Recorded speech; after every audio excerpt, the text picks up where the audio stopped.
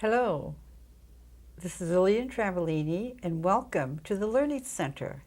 Today we're going to learn about healing. Usually when you hear about a healer, they're either from the Philippines, South America, Russia, wherever, England. But we are so fortunate because we have a healer here who comes from Spencer, Massachusetts. His name is Dr. George Bieber. Welcome, George. Thank you very much. I'm glad to be here. And I didn't bring any snakes to bite the heads from. Oh, I see. What kind of a healer are you? How would you classify yourself? Spiritual healer, sometimes called a divine healer, but this is fairly new to me. I've only had that gift for about 10 years. Well, I first heard of George, the Middlesex News today, front page write-up about you. So I immediately called you to help me with some healing that I needed, which was very effective. Now tell me a little bit about your history. I know you're also a psychologist, and but how did it all begin, and where did it begin? Well, it began a long time ago. I started out in the ministry in 1939, which means I'm about 93 years old, doesn't it? Looking very well preserved. Thank you. And I went to a junior college in my hometown because it was inexpensive. Then I went on to a Church of the Brethren school. This is both in Pennsylvania. But I always wanted to come up to Boston University for my seminary training, which I did. But beginning in 1939, I had a church, and from that time on until now, I've had a church. So I've got quite a few years' experience. And after I came to Boston University and graduated from the School of Theology. Which is a very fine one. Oh, probably yes. one of the, if not the best, one of the very best. Well, I happen to be United Methodist, and in the old days, if you wanted to get anywhere in the Methodist Church, you went to Boston. All right. But then I decided to pursue some further education, and I was interested in the field of psychology. And I know you'll find this difficult to relate to, but there was no university that had enough courses to grant a PhD in psychology. Really? That certainly has changed. Well, that was a long time ago. You know, we were still riding horses then. Anyway, so I went over to Harvard and studied under Gordon Allport and found a few courses there. Then I went down to the University of Texas, where they had what they called the Hogg Foundation for Mental Hygiene, which is long out of existence. And then I went over to Duke University at the behest of my major professor, who felt that I was psychic. I think he might have meant psycho, but anyway, he said psychic. Psychic, right. So I studied parapsychology. Duke is famous for that. Oh, yes, the leading university in the world. And I got rather heavily into that when I was there. But I moved out of there and came back up to the University of Maryland and then back to Boston University. I know this is rather complicated, but I did enter the military service as a chaplain. And during the time I was in the military service, I still worked with the University of Maryland, and I got the PhD in clinical psychology from them in 1952. So then after the service, I served various churches in New England, which is my preference. I love it up here. And all the while, I think it's partly because of my psychological training, all the while, I wanted to get the gift of healing. And I feel very strongly that you're called to be a priest or a minister. You do? Called by God, oh yes. Did you have, can you share with us, did you actually have a mental or spiritual incident that made you think this was the calling, or just a thought? You mean to be a minister? Yes. Originally? Yes, I was 12 years old, very dramatic. I was sitting in church one Sunday, a very elderly, probably my age, minister was decrying the fact that no one from that church had ever entered the ministry, and I was propelled from my seat. I walked down the aisle and tugged at his sleeve at 12 years old and said, "But I will." How wonderful, And how that was a moving, call, how yeah. moving. So then I also felt that there were gifts that God gives us, and one of them was a gift of healing. Do you mean to everyone or just certain select few? Well, I hate to put myself in that category, but no, a certain select few. Uh-huh. It does not have to be a minister. It could be a 5-year-old child for that matter. Mm-hmm. And I asked for that in prayer, actually, for years. Uh-huh. And finally it came, and I was fully aware of it in 1985 when I was still in Spencer at the Methodist Church there. And I don't know what kind of feeling I had, but I just suddenly realized I had this gift. So I announced in the church bulletin that I was available for anointing for healing. Without ever doing it. Yeah, you really went out in the line. No, and I hadn't talked to anybody about it. They didn't ask me any questions. So call me if you would like healing. That was rather bold, I know. Maybe a little crazy too. But the next day I received 4 calls. And I went to 4 different people. 2 of them were facing operations that week. And they were re-x-rayed and were never operated on. They were healed. The other 2 were also healed, but less dramatically. Uh-huh. So the following Sunday, I had my first healing service. Uh-huh. And that was interesting because I called a local priest who was a friend of mine. I said, "How do you run a healing service?" What's the procedure? He says, "A what?" And I told him, he said, "I don't know." And I tried to find, where... Someone. There wasn't any such thing. No manual on healing services. No manual. So I made one up. I'm Yeah. still using the same one. Right. Tell us, can you share with us what your service consists of? Yes, it's very low key. Uh-huh. I don't try to arouse the emotions of the people there. Not rabble-rousing. No, I don't want any hysteria. It's very low key. I frequently announce to them that I do know healing, but that I am the channel through which healing comes, and that this is done through touch, through the touch of my hands. So the service begins by, I have a team of people who've been with me for 10 years, and they've traveled all over with me. Mm-hmm. And they have a hymn service, which is, again, low-key. We're not trying to work the people up. Yeah. And then I come in and I talk, and then we have a prayer list. People fill out the names of people for whom they want prayer. Mm-hmm. And we read this list, and then I enter it upon my master list, and there are, I don't know how many thousands of names on that list. And they're prayed for every day. Really? By the team and you as well? Yes. You and all then pray? After that, we have special music. There's a solo, and sometimes I sing. And then I come down among the people, and I talk about healing. And I say some rather strange things, which possibly we'll have time to get into.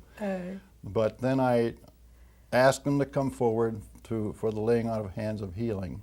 And this is done. They form a line. People are singing hymns, or we play a tape so that no one can hear what we're doing. Right. The personal, yeah. And they come to me and they tell me what their problem is, and I lay my hands upon them, have a prayer, and directly ask for healing. Now, when you lay your hands upon anyone, can you feel anything like surging through your hands? Absolutely. Every time, really? Every time, yeah. What does that feel like? It feels like a tremendous surge of energy leaving me. But I pick up the energy very quickly because there's someone else waiting. So then when you take your hands off that person, the energy has stopped, and it starts again when you touch the next person. That's right. Yeah. That's right. Now, do you have to personally prepare yourself in any way before you do this service? Yes, I pray for quite a while before I go to the service. Yeah. The people who have the hands laid upon them have some reactions. Do they? What are some of the reactions that you have? Usually they feel heat through my hands, more than the normal warmth of my hands. Right. Then they feel a vibration which extends through their system. And then they feel a very strange sense of peace. which could and does sometimes lead to loss of function, which means they may slip to the floor. I don't like that because it's hysterical and it's, Too dramatic. Exactly, Yeah. exactly. So, but Yeah. it does happen occasionally. And when it does, we just move the person aside and go on to the next one, and they recover and leave. They always have some reaction. Right. But at the end of a service, and sometimes the services, depending on how many are there, last 3 or 4 hours. Oh, really? And Now, how do you feel at the end of that? I'm unable to walk. Oh, you're so No. depleted of Oh, energy. yeah. Yeah. One thing that I found very interesting in the newspaper article, and I think you know what I'm going to talk about, is your eating habits. Do you want to share that with us? Well, I yeah, couldn't but- believe it. In yes, fact, but I if- think that was my first question when I called you that But if time. I talk about my eating habits, it makes me appear to be a freak. And No. you know, one of the things you are well aware of because we've been together for a couple of years now. Well, I consider you a friend, not only a healer. Is that I'm not a holy person. Right. I remember saying to God, look, if I have to become a holy Joe, Yeah. I don't want to do this. Right. But if I can be myself and not put on airs and act pious and Right. overly religious, and he said that's fine with me. So I often joke with people Yeah. and try to be as normal. Although some people who come to my healing services who do not know me figure I'm this tremendously holy person, you Right. know, and they're a little bit afraid, and I have to put them at ease, Right. which I try hard to do. But I think you go days without eating, isn't that Oh, true? yes, I avoided your question, didn't I? See, Yeah, I but told I you wouldn't didn't let you. I wouldn't let you. Well, I reluctantly answer the question. I eat about 3 meals a week.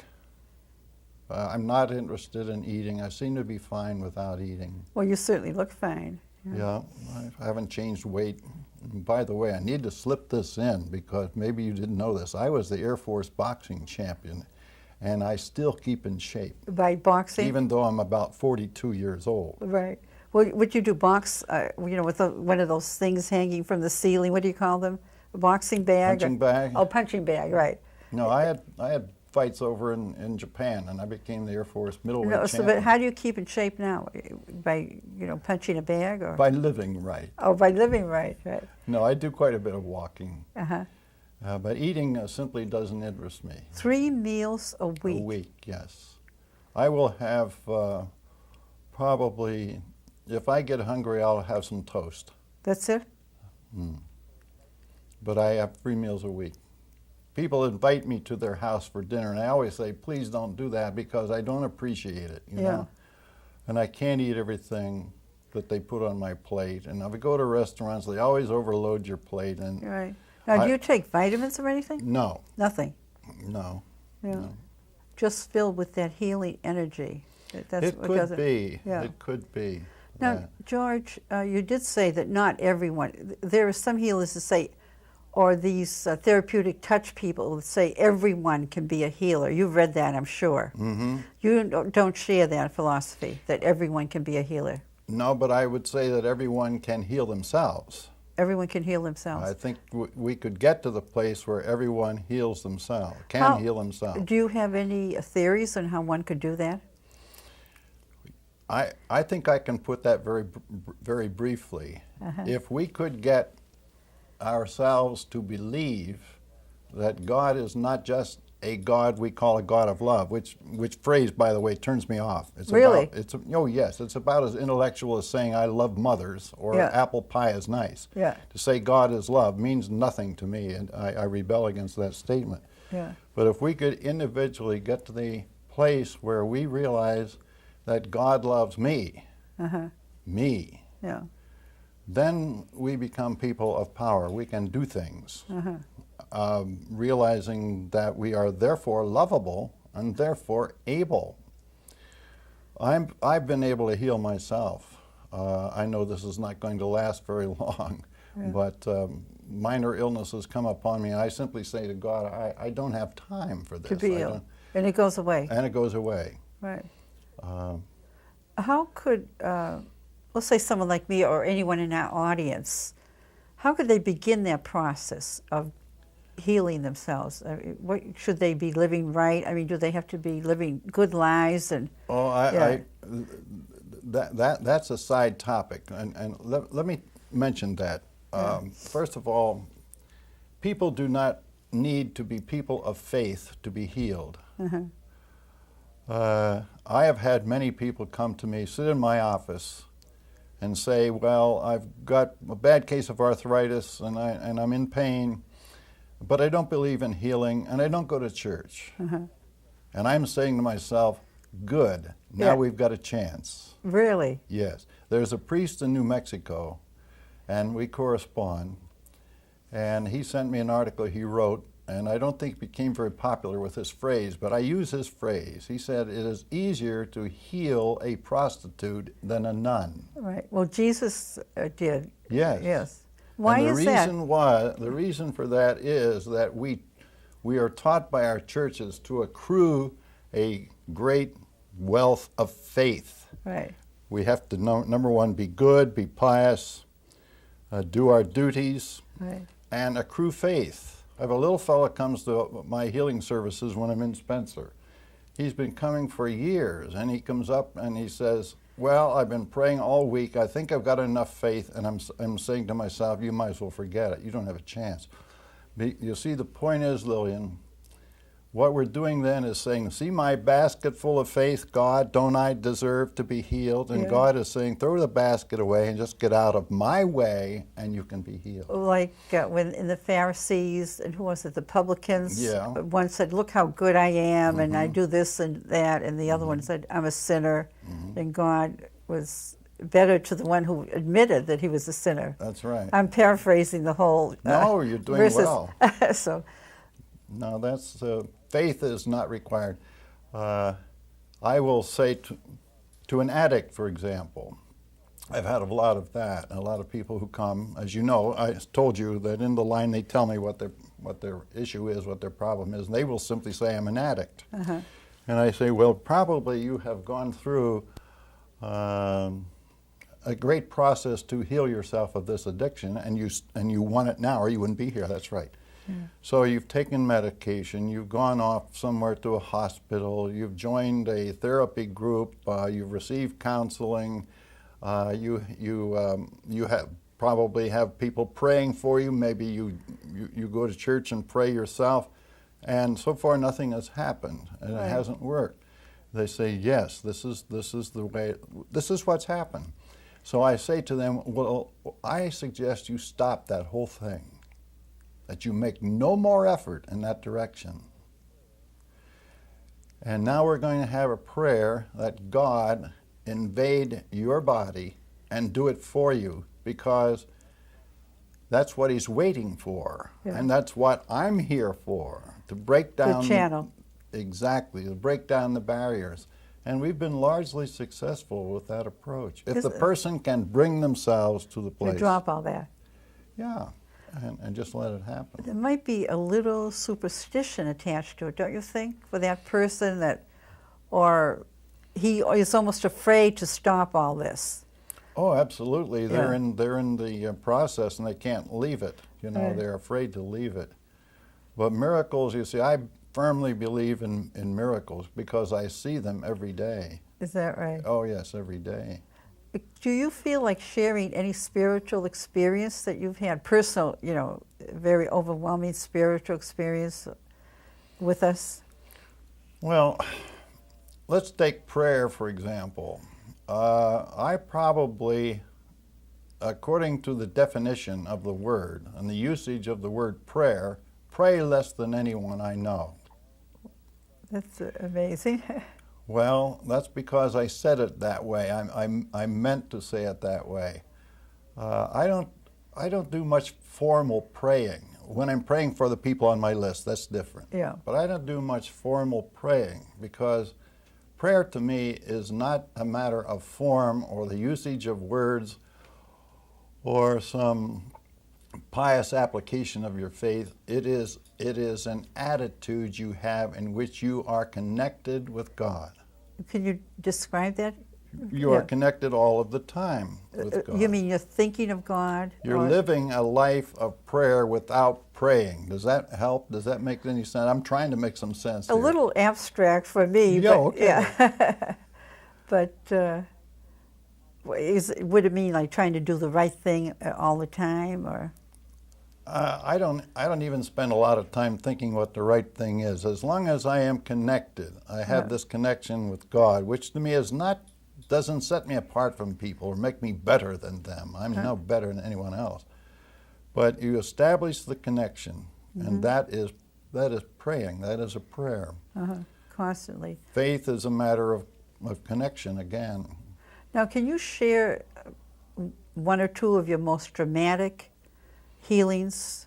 Well, I walked into an office yesterday, and a lady who worked there is a typist and runs the computer, and she was weeping, and I saw that. I've never met her before, and I walked in her office, and her fingers were drawn up like this. She says, "I have MS, and I have to struggle against that. It comes on, stays for about a week," and I said, "Well, why don't we get rid of that?" We walked back to another room. I took a hold of her hands and said, "Ask God to release her of this pain," and they straightened right out. She went right back into the room. Now, will this be permanent, or will you? No, it will be permanent. I followed up these people. I've got all kinds of affidavits where people have come to me.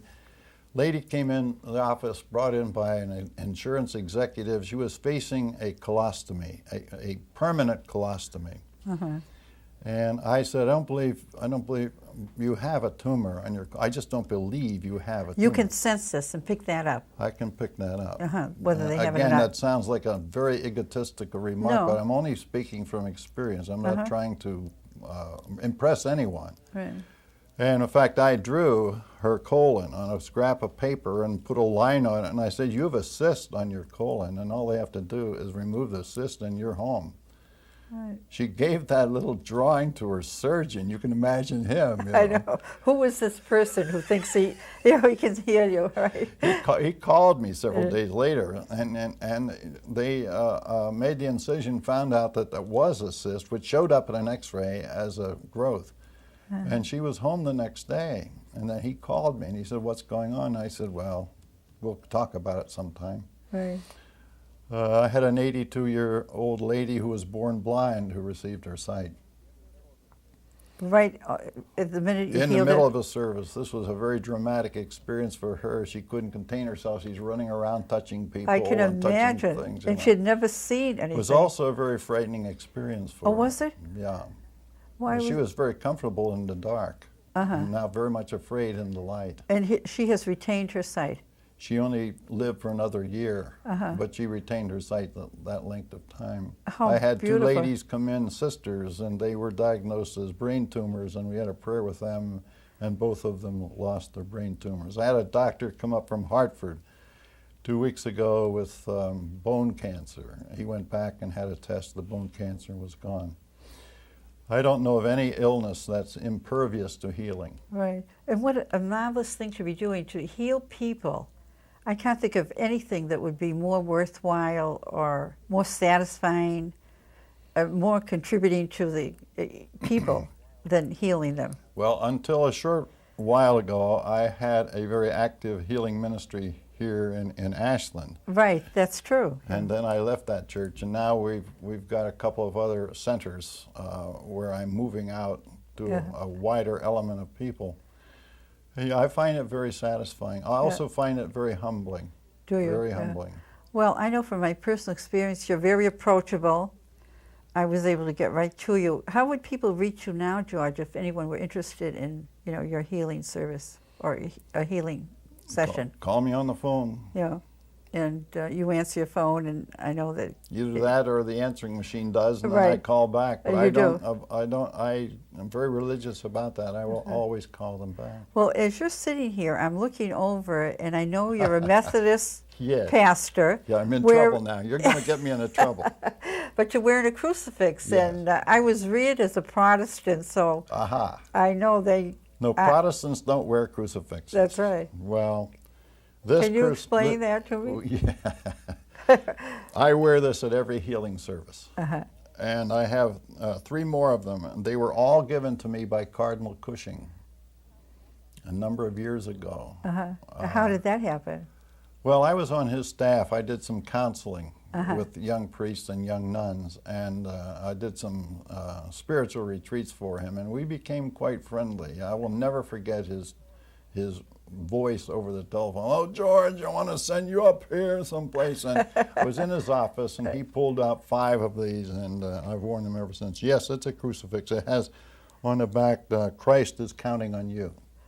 Oh, wonderful. So I wear it with pride. And I can imagine. Very, very fond of it. Now, you said, are you still psychic, George, or do you think, or is that something that? Lillian, what are you trying to do here? You're trying to make me appear to be some kind of kook, aren't you? No, I know you're not. I'm only teasing. I know.